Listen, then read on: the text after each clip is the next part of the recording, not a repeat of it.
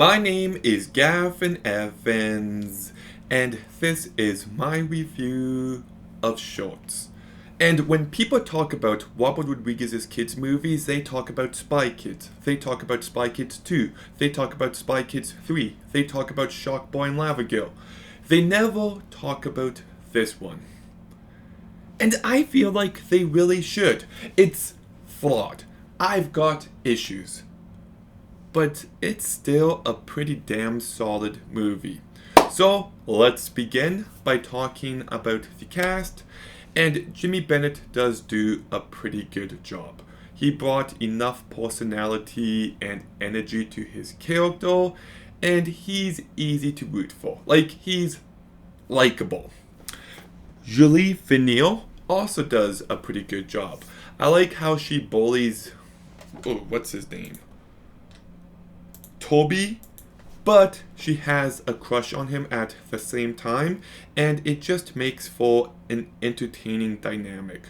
She brought this character to life incredibly well. Trevor Gagnon does a pretty good job. He's filled with personality. Jake Short is fine, I guess. Kate Dennings, I totally forgot she was in this movie, but she does a good job. John Cryer does a pretty good job. Leslie Mann, once again, I forgot she was here, but she does a pretty good job. William H. Macy, the cast is kind of stacked, and he does a good job. And James Spader is great here. Like, he fully understands what kind of movie this is and just fully delivered. He's very over the top and despicable, and he really stands out. So it is a well-acted movie, and I love the premise. Just the idea of this wishing walk, it's entertaining, it's lighthearted, it's funny, but it also creates some tension because whenever somebody picks it up, you kind of get afraid of what they're going to wish for. So, like, I know it sounds weird to say, there is a bit of tension here, and I like how this movie also shows the differences between kids and adults. The kids wish for castles and crocodiles and telekinetics, frick, superpowers, while adults wish for money and power. It just shows how differently they think, but this movie is kinda insane for a kid's movie. Like, it is out there, and I just appreciate the ambition on display. Like, you've got this giant booger monster. You've got this scene where this husband and wife become one body. You've got this baby with psychic abilities. Like, it's so weird and it's stupid, but it's not ashamed of it. It fully embraces it, and it's just filled with imagination from beginning to end. I also do kind of like how this movie feels ahead of its time. Like, it came out in August 2009? Yes, nailed it. So, like, that was before the iPhone became a big deal. But, like, the way this movie explores technology and how it's creating a disconnect between us, like, it's really well done, and I can't believe this came out in 2009. It's like Robert Rodriguez was able to predict the future, and I like how it also shows how work keeps us disconnected. And I also like how true change comes from within, which, like, it does sound kind of generic when I say it like that, but the main dude wanted friends, and yes, the wishing walk gives him friends, but by the end of the movie, he actually had it in him to make friends all along. And it's a good message. It really is. I also did think this movie was pretty funny. Like, I laughed plenty of times. The running gag of the brother and sister having a staring contest does actually crack me up. So, this movie definitely delivers.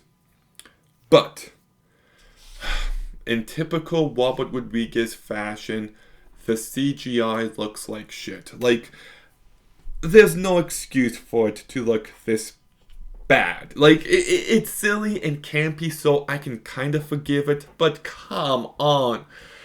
You're better than this. You had a $40 million budget. Like, it's just a little bit frustrating.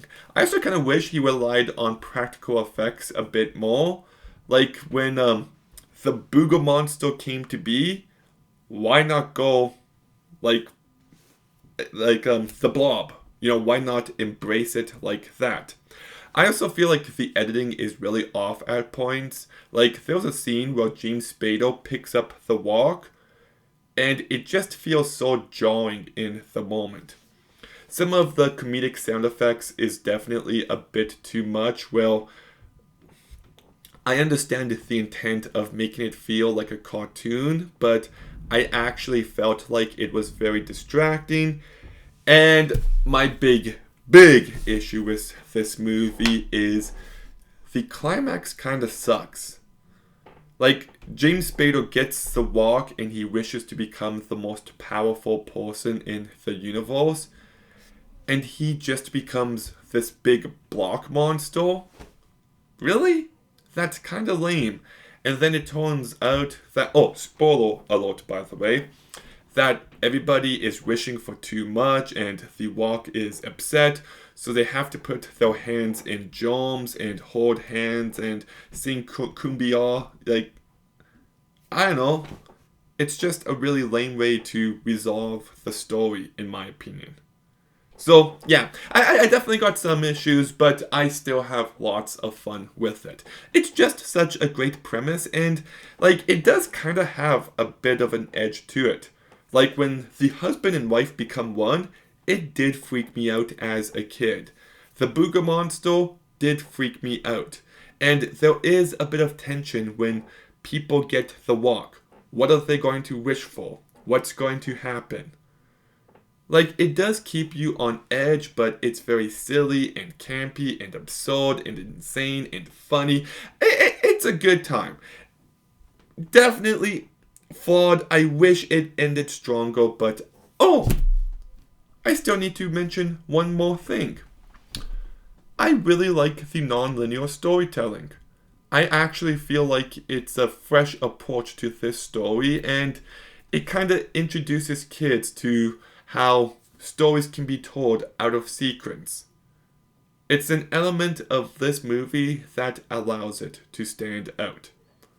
So, yeah, I'm going to give Shorts a 7 out of 10. Very underrated if you ask me, but Shorts, have you seen it? What did you think? Let me know in the comments down below. Make sure you like, comment, subscribe. Stay tuned for more videos soon. And Gavin out.